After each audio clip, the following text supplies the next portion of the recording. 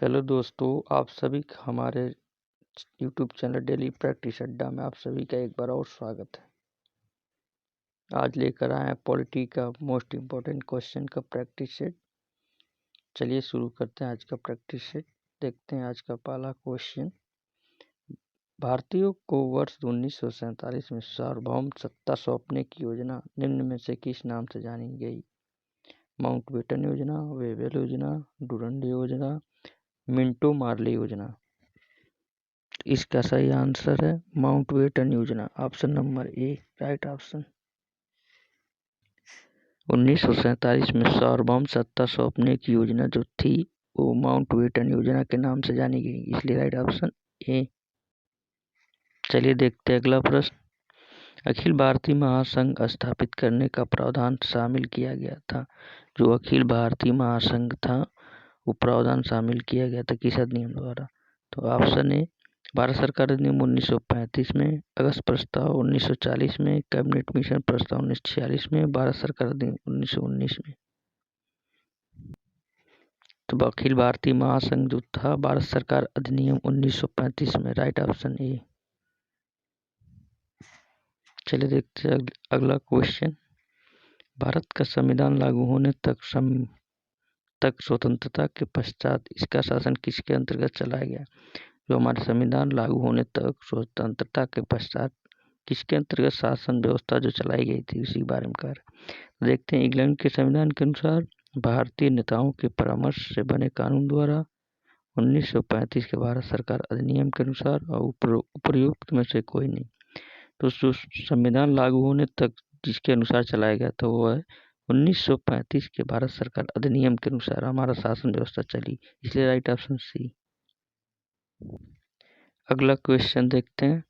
Cabinet mission योजना के विषय में कौन सा सही नहीं है?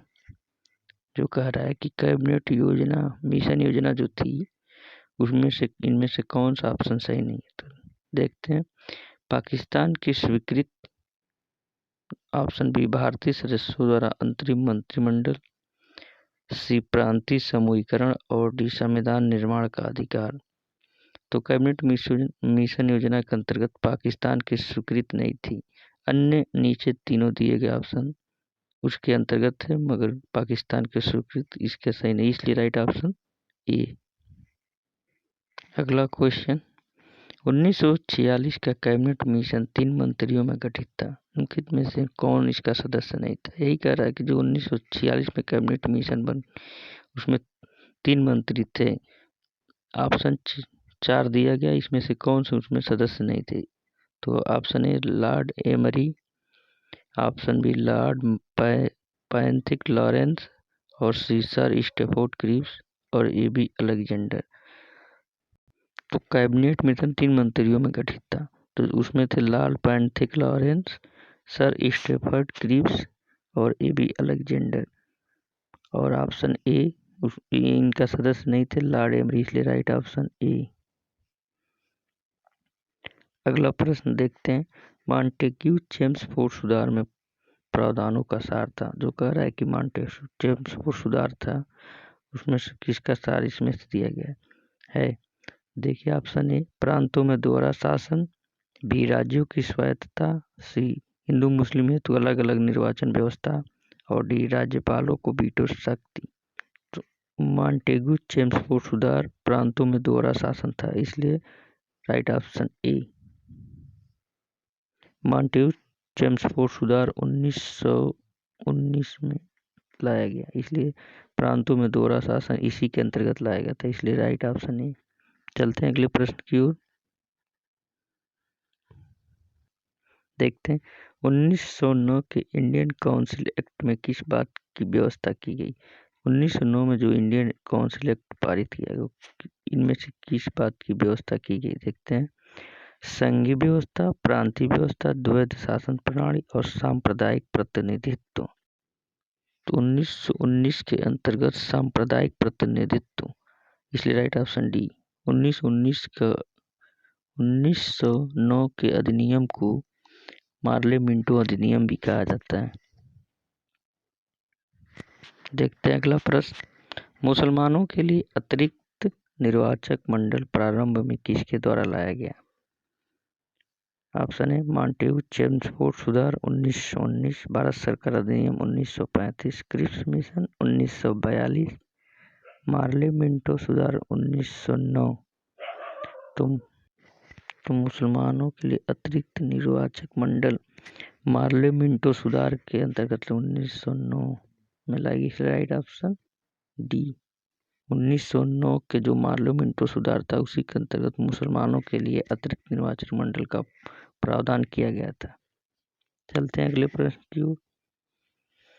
मार्ले मिंटो सुधार बिल किस वर्ष में पारित किया गया था? देखते हैं 1911 में, 1920 में, 1905 में, 1909 में। तो मार्ले मिंटो सुधार 1909 में पारित किया गया था, इसलिए राइट ऑप्शन डी। अगले प्रश्न की ओर। मार्ले मिंटो सुधार का उद्देश्य क्या था? जो मार्ले मिंटो था 1909 उसमें उसका उद्देश्य क्या था? युद्ध में सहयोग हेतु तैयार करना, पूर्ण स्वतंत्रता देना, पृथक निर्वाचन प्रणाली, भारतीय की भागीदारी बढ़ाना। तो 1909 का मार्ले मिंटो सुधार था पृथक निर्वाचन प्रणाली को बढ़ाना, इसलिए राइट ऑप्शन सी। देखते हैं अगला प्रश्न। महारानी विक्टोरिया को भारत की सामग्रिक नियुक्त किया गया 1866 ईस्वी, 1858 ईस्वी, 1850 ईस्वी, 1875 ईस्वी। तो महारानी विक्टोरिया को 1858 ईस्वी में सामग्री नियुक्त किया, इसलिए राइट ऑप्शन बी। अगला प्रश्न। भारत के गवर्नर जनरल को किस एक्ट के द्वारा अपनी समिति के निर्णय को अस्वीकार करने का अधिकार मिला? जो भारत के गवर्नर जनरल थे किस एक्ट के द्वारा अपनी समिति के निर्णय को क्या कर सकते हैं? अस्वीकार मतलब मना कर सकते, अधिकार दिया गया, इसलिए राइट। देखते हैं इसका प्रश्न, देखते हैं इसका ऑप्शन। 1786 का अमेंडमेंट एक्ट, 1773 का रेगुलेटिंग एक्ट, 1813 का चार्टर एक्ट, 1784 का पिट इंडिया एक्ट। तो भारत गवर्नर जनरल को अस्वीकार करने का जो अधिकार दिया गया 1786 का अमेंडमेंट एक्ट था, इसलिए राइट ऑप्शन है। अगला प्रश्न। रेगुलेटिंग एक्ट पारित किया गया 1793 ईस्वी, 1785, 1771 और 1773। तो रेगुलेटिंग एक्ट 1773 में, इसलिए राइट ऑप्शन डी। देखते हैं अगला प्रश्न। निम्नलिखित में से किस अधिनियम द्वारा भारत के गवर्नर जनरल को अध्यादेश जारी करने की शक्ति प्रदान की गई? अध्यादेश जारी करने की शक्ति दिया गया गवर्नर जनरल किस अधिनियम के द्वारा? भारतीय परिषद अधिनियम 1861, चार्टर एक्ट 1833, भारतीय परिषद अधिनियम 1892, भारतीय परिषद अधिनियम 1909। गवर्नर जनरल को अध्यादेश जारी करने की शक्ति 1861 भारतीय परिषद अधिनियम के द्वारा शक्ति प्रदान की गई, राइट ऑप्शन है। चलते अगले प्रश्न की ओर। बी.आर. अम्बेडकर और महात्मा गांधी के मध्य सन 1932 में हस्ताक्षरित पूना पैक्ट में प्रावधान था। मतलब जो पूना पैक्ट हुआ था 1932 में महात्मा गांधी और बी.आर. अम्बेडकर के बीच, तो उसमें कौन से समझौते में प्रावधान था? देखते हैं। निम्न वर्ग के लिए पृथक निर्वाचन क्षेत्र का, भारत के लिए डोमिनियन स्थिति बनाए जाने का, सी निम्न वर्ग के लिए आरक्षण सहित संयुक्त निर्वाचन क्षेत्र का, और मुसलमानों के लिए पृथक निर्वाचन क्षेत्र का। जिसका सही ऑप्शन सी निम्न वर्ग के लिए आरक्षण सहित संयुक्त निर्वाचन क्षेत्र का। चलते हैं अगले प्रश्न की ओर। निम्न में से किस अधिनियम ने केंद्र में द्वैध शासन प्रणाली को स्थापित किया? जो केंद्र में द्वैध शासन प्रणाली व्यवस्था बनाई गई किस अधिनियम के तहत? देखते हैं। भारत शासन अधिनियम 1991, भारत शासन अधिनियम 1935, भारत परिषद अधिनियम 1909, भारत परिषद अधिनियम 1989। तो केंद्र में द्वैध शासन प्रणाली 1935, भारत सरकार अधिनियम 1935 के द्वारा, इसलिए राइट ऑप्शन बी। देखते हैं अगले प्रश्न। संघीय प्रणाली का पहला प्रयास भारत सरकार अधिनियम किसके द्वारा किया गया? संघीय प्रणाली का जो पहला प्रयास भारत सरकार अधिनियम 1935 के द्वारा, इसलिए राइट ऑप्शन सी। अगला प्रश्न, किस अधिनियम की प्रमुख विशेषता प्रांतीय स्वायत्तता थी? 1858, 1935, 1904, 1919।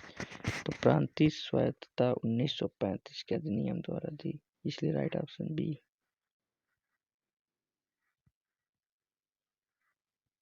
अगला प्रश्न, भारत में सचिव का पद किसके द्वारा निर्मित किया गया था? भारत सरकार अधिनियम 1858, पार्लियामेंट्री सुधार 1909, भारतीय परिषद अधिनियम 1861, मॉन्टेग्यू चेम्सफोर्ड सुधार 1919। तो भारत में सचिव का पद भारत सरकार अधिनियम 1858 के अंतर्गत निर्मित किया गया, इसलिए राइट ऑप्शन है। अगले क्वेश्चन की तरफ, 1922 ईस्वी में निम्नलिखित में से किसके द्वारा उद्गार व्यक्त किया गया कि भारतीय संविधान भारतीयों की इच्छा अनुसार होगा? जो भारत का संविधान होगा वो भारतीयों की इच्छा अनुसार होगा। 1922 में किसके द्वारा व्यक्त किया गया? बाल गंगाधर तिलक, महात्मा गांधी, गोपाल कृष्ण गोखले, मोतीलाल नेहरू। तो भारतीय संविधान भारतीयों की इच्छा अनुसार होगा, एक कथन किसने? महात्मा गांधी ने कहा था, इसलिए राइट ऑप्शन बी। चलते हैं अगले प्रश्न की ओर। 1924 ईस्वी में किसके द्वारा ब्रिटिश सरकार से यह मांग की गई कि भारतीय संविधान के निर्माण के लिए संविधान सभा का गठन किया जाए? 1924 में ब्रिटिश सरकार से यह मांग की गई कि भारतीय संविधान के निर्माण के लिए संविधान सभा का गठन किया जाए, किसके द्वारा? गोपाल कृष्ण गोखले, M.N. राय, महात्मा गांधी और मोतीलाल नेहरू। तो इसका सही ऑप्शन है मोतीलाल नेहरू, ऑप्शन डी। मोतीलाल नेहरू ने 1924 ईस्वी में ब्रिटिश सरकार से मांग की थी कि संविधान के निर्माण के लिए संविधान सभा का गठन किया जाए। चलते हैं अगले प्रश्न की ओर। संविधान सभा के विचार का औपचारिक रूप से प्रतिपादन किसके द्वारा किया गया? जो संविधान सभा का विचार औपचारिक रूप से प्रतिपादन किसके द्वारा किया गया? महात्मा गांधी द्वारा, मोतीलाल नेहरू द्वारा, M.N. राय द्वारा, जवाहरलाल नेहरू द्वारा। तो इसलिए राइट ऑप्शन इसका औपचारिक रूप से M.N. राय द्वारा संविधान सभा का प्रतिपादन किया गया था। देखते हैं अगला प्रश्न, संविधान सभा को किसने मूर्त रूप प्रदान किया? जवाहरलाल नेहरू, महात्मा गांधी, M.N. राय, मोतीलाल नेहरू। तो संविधान सभा को मूर्त रूप प्रदान किया जवाहरलाल नेहरू, इसलिए राइट ऑप्शन ए। चलते हैं अगले प्रश्न की ओर। कांग्रेस ने किस वर्ष किसी प्रकार के बाह्य हस्तक्षेप के बिना भारतीय जनता द्वारा संविधान के निर्माण की मांग को लेकर प्रस्ताव पारित किया था? 1931 में, 1936, 1942 और 1928। तो राइट ऑप्शन 1936 बी।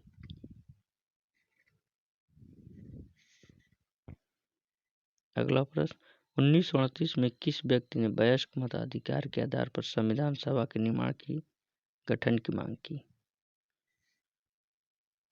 इसमें कर 1929 में किस व्यक्ति ने वयस्क मताधिकार के आधार पर संविधान सभा के गठन की मांग की? सुभाष चंद्र बोस ने, वल्लभ भाई पटेल ने, महात्मा गांधी ने, जवाहरलाल नेहरू ने।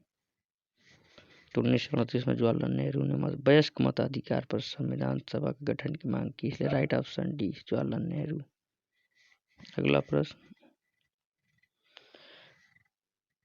वर्ष 1942 में किस योजना के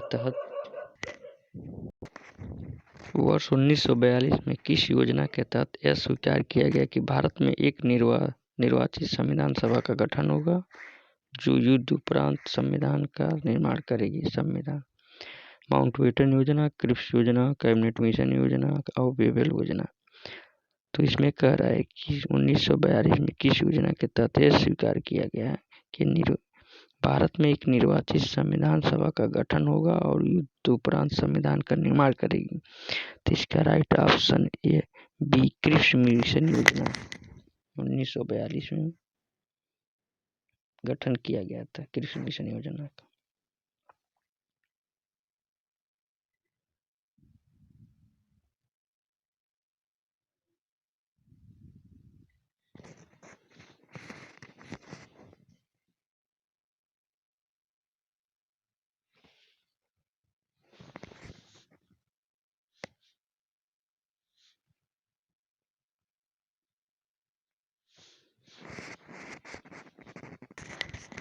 अगले प्रश्न की ओर चलते हैं। संविधान सभा के गठन की मांग सर्वप्रथम 1895 में किसके द्वारा प्रस्तुत की गई थी? जो संविधान सभा की गठन की मांग सर्वप्रथम किया गया था 1895 किसके द्वारा किया? बाल गंगाधर तिलक, महात्मा गांधी द्वारा, BR अम्बेडकर द्वारा, जवाहरलाल नेहरू द्वारा। तो 1895 में बाल गंगाधर तिलक द्वारा सर्वप्रथम संविधान सभा के गठन की मांग की गई थी, इसलिए राइट ऑप्शन ए। चलते अगले प्रश्न की ओर। भारत की संविधान सभा गठित करने का आधार क्या था? तो भारत की संविधान सभा का गठन करने का आधार था, इसमें से क्या था? भारतीय डोमिनियन के प्रांतीय या राज्य विधानमंडल के प्रस्ताव, भारतीय राष्ट्रीय कांग्रेस का प्रस्ताव, भारतीय स्वतंत्रता अधिनियम 1947, कैबिनेट मिशन प्लान 1946। तो जब संविधान सभा का जो गठित करने का आधार था वो 1946 कैबिनेट मिशन प्लान के तहत, इसलिए राइट ऑप्शन डी। देखते हैं अगला प्रश्न। सन 1936 में भारतीय राष्ट्रीय कांग्रेस द्वारा संविधान सभा के गठन की मांग कहाँ पर हुए अधिवेशन में रखी गई? 1936 में भारतीय राष्ट्रीय कांग्रेस द्वारा संविधान सभा गठन की मांग कहाँ पर और अधिवेशन में जो किस अधिवेशन में हुई और 1936 में रखा गया संविधान सभा के गठन की मांग?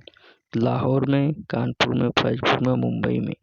तो फैजपुर 1936 का राष्ट्रीय कांग्रेस, भारतीय राष्ट्रीय कांग्रेस का जो अधिवेशन हुआ 1936 में वो फैजपुर में हुआ, इसलिए राइट ऑप्शन सी।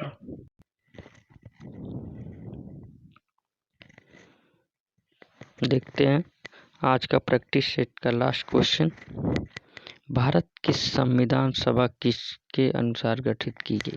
जो भारत का संविधान सभा था किसके अनुसार गठित की गई थी?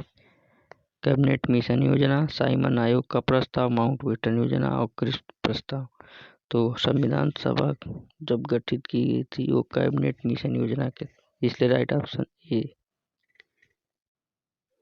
अगर ये वीडियो आप लोगों को अच्छा लगे और आप लोगों को यूजफुल लगे तो सब्सक्राइब जरूर कर लीजिएगा और बेल आइकन का घंटी या बेल आइकन जरूर दबा लीजिएगा, इसलिए कि अगला वीडियो आप लोगों को प्राप्त हो सके। चलिए दीजिए इजाज़त, नमस्कार।